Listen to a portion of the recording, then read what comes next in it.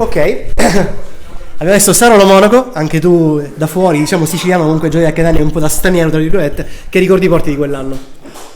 Bellissimi, infatti oggi è una giornata per me particolare, l'aspettavo e sono stati un anno e mezzo più belli, gli anni più belli del basket che abbia giocato, ma non tanto per la pallacanestro.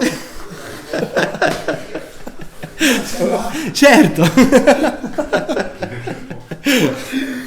Ma per il gruppo. Certo. Eravamo tutti fratelli, amici, abitavamo assieme, quindi vivevamo noi la situazione 24 ore su 24. E il bello è quello.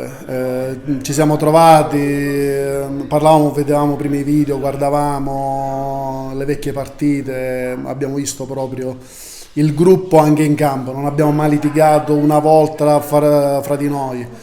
Quando c'è stato durante il campionato pochissimi momenti di sconforto, perché le statistiche parlano chiaro, abbiamo perso mi pare 1 o 2 partite tutto il campionato, però già dopo la prima sconfitta di gara 1 e playoff ci siamo riuniti tutti assieme, ci siamo guardati senza dire niente, non abbiamo detto niente. Siamo andati a Marsala, abbiamo vinto la partita a Marsala, abbiamo vinto il campionato. Esatto. Poi è bellissimo che eravate dai tre angoli della Sicilia, diciamo, tutti assieme.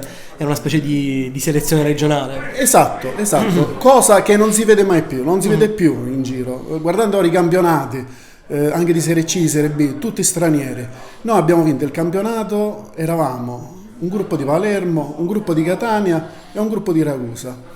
Amici, abbiamo giocato un sacco, miliardi di volte contro, ci siamo riuniti, parlavamo tutto lo stesso dialetto e secondo me questo è stato quella cosa in più. Perfetto, grazie mille. A chi passiamo la palla? Vediamo chi è rimasto. Giorgio Brugaletto, l'altro Ragusano. Va benissimo, grazie mille. Grazie a te.